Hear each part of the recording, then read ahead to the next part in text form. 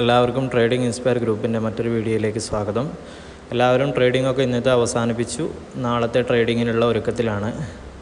അതിന് മുന്നേ ആയിട്ട് നമുക്ക് ഇന്നലത്തെ ട്രേഡും കാര്യങ്ങളും നമ്മൾ പറഞ്ഞ ലെവലുകളും കാര്യങ്ങളും എങ്ങനെ സംഭവിച്ചു എന്നുള്ളത് നോക്കാം. ഇന്നലെ ഞാൻ പറഞ്ഞിരുന്നു നല്ലൊരു റാലി അല്ലെങ്കിലും താഴേക്കാണ് മാർക്കറ്റിൻ്റെ വ്യൂ കിടക്കുന്നത് എന്ന് പറഞ്ഞിരുന്നു. അതുപോലെ തന്നെ ഇന്ന് താഴോട്ട് സംഭവിച്ചു. കഴിഞ്ഞ 5-6 ദിവസങ്ങളിലായിട്ട് നമ്മൾ പറയുന്ന എല്ലാ ലെവലുകളും മാർക്കറ്റ് തൊട്ടിട്ടാണ് ഇറങ്ങുന്നത്. നിങ്ങൾക്ക് ഇതിന് മുമ്പുള്ള വീഡിയോസൊക്കെ കണ്ടാൽ മനസ്സിലാവും. അപ്പോൾ ഇന്ന് ഞാൻ നാളെ മാർക്കറ്റ് എങ്ങോട്ട് പോകുന്നു എന്ന് പറയുന്നതിലുപരി ഞാൻ നാളെ മാർക്കറ്റിൽ എങ്ങനെയാണ് ട്രേഡ് എടുക്കുന്നത് എന്ന് പറയാനാണ് ഉദ്ദേശിക്കുന്നത്. അപ്പോൾ കുറച്ചുകൂടി കാര്യങ്ങളൊക്കെ എല്ലാവർക്കും എളുപ്പമാവും. ഇതൊരിക്കലും ഒരു ഉപദേശമോ അല്ലെങ്കിൽ നിങ്ങളെ ട്രേഡ് എടുക്കാൻ ഈ പോയിന്റിൽ എടുക്കാൻ നിർബന്ധിക്കലോ അല്ല, ഒരു എഡ്യൂക്കേഷണൽ പർപ്പസ് മാത്രമാണ്. ആ ഒരു നിലയിൽ എല്ലാവരും കാണുക. നമ്മൾ സെബി രജിസ്റ്റേർഡ് അല്ല. പിന്നെ നാളെ നിഫ്റ്റിയിലും സെൻസെക്സിലും എങ്ങനെയാണ് ട്രേഡ് എടുക്കുക എന്നത് പറയുന്നതിനുപരി അതിൻ്റെ മുമ്പേ ആയിട്ട് ഇന്ന് മാർക്കറ്റ് എങ്ങോട്ടായിരുന്നു, ഇന്നത്തെ നമ്മുടെ സെക്ടറൽ മൂവ്മെൻറ്റ് എങ്ങനെയാണെന്ന് നോക്കാം.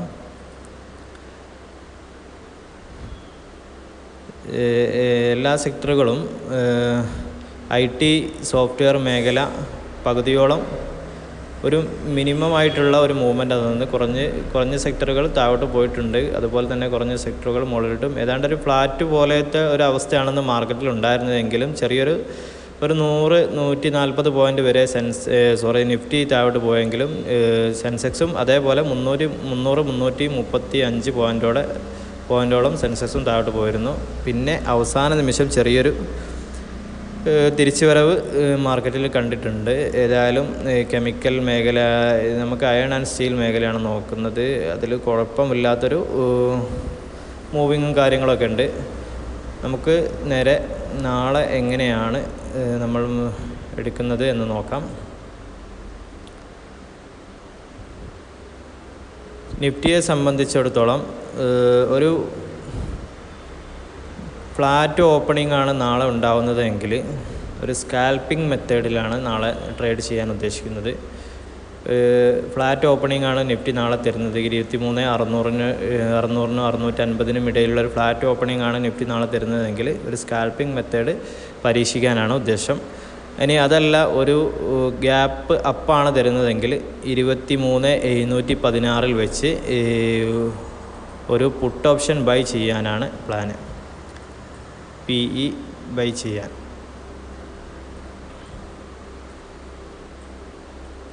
PE ബൈ ചെയ്യുക. ഇനി അതല്ല,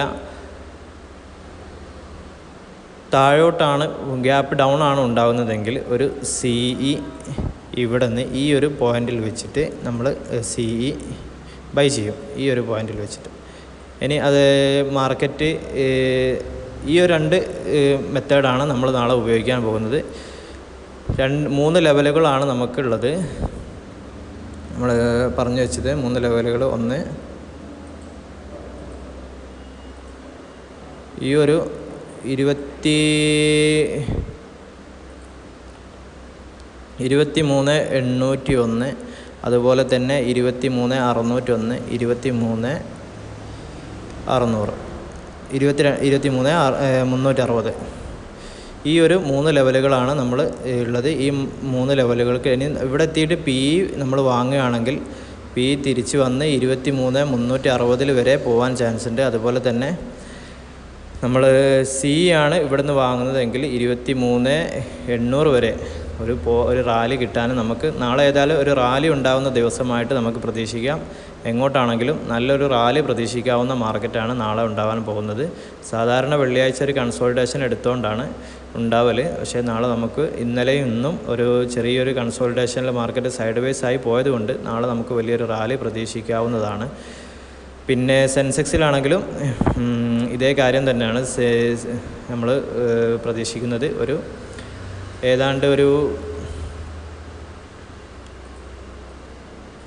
ഫ്ലാറ്റ് ഓപ്പണിംഗ് ആണെങ്കിൽ നമുക്ക് മുകളിലോട്ട് സ്കാൽപ്പിംഗ് മെത്തേഡിലൂടെ നമ്മൾ ട്രേഡ് എടുക്കും. അതല്ലെങ്കിൽ ഒരു ഗ്യാപ്പ് അപ്പ് ആണെങ്കിൽ നമ്മൾ PE ബൈ ചെയ്യുകയും ഗ്യാപ്പ് ഡൗൺ ആണെങ്കിൽ CE ബൈ ചെയ്യുകയും ചെയ്യും.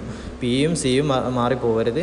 ഗ്യാപ്പ് അപ്പ് ആണെങ്കിൽ നമ്മൾ PE ബൈ ചെയ്യുകയും ഗ്യാപ്പ് ഡൗൺ ആണെങ്കിൽ CE ബൈ ചെയ്യുകയും ചെയ്യുന്ന ഒരു മെത്തേഡാണ് നാളെ പരീക്ഷിക്കാൻ പോകുന്നത്. പിന്നെ എല്ലാവരും നാളെ ഒരു കാര്യം ശ്രദ്ധിക്കുക, 90% നമുക്ക് ചാൻസ് ഉള്ളൊരു കാര്യമാണ്.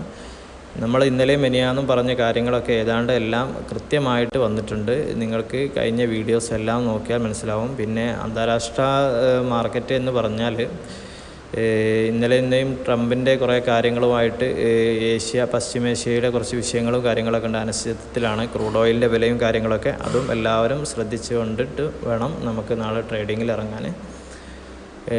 ഏതായാലും നാളെ ഒരു റാലി നമുക്ക് പ്രതീക്ഷിക്കാം, താഴോട്ടാണെങ്കിലും മുകളിലോട്ടാണെങ്കിലും. അത് നമ്മുടെ ഓപ്പണിങ്ങിൻ്റെ സ്വഭാവം അനുസരിച്ച് ഉണ്ടായിരിക്കും. അതുപോലെ തന്നെ ഇന്നത്തെ അമേരിക്ക മാർക്കറ്റ്, അതുപോലെ തന്നെ ഗ്ലോബൽ സിറ്റുവേഷൻ അനുസരിച്ചൊക്കെ വിലയിരുത്തിയിട്ട് മാത്രമേ ഇറങ്ങാവൂ. ഏതായാലും ഗ്യാപ്പ് അപ്പാണോ ഗ്യാപ്പ് ഡൗൺ ആണോ, ഇതൊരു 100 പോയിൻറ്റിന് ഗ്യാപ്പ് അപ്പ് ആണെങ്കിലും 100 പോയിൻറ്റിന് ഗ്യാപ്പ് ഡൗൺ ആണെങ്കിലും മാത്രമാണ് ഞാൻ എൻ്റെ മെത്തേഡുകൾ ഈ പറഞ്ഞത്. എല്ലാവരും ശ്രദ്ധിക്കുക കേട്ടോ. Okay, good bye.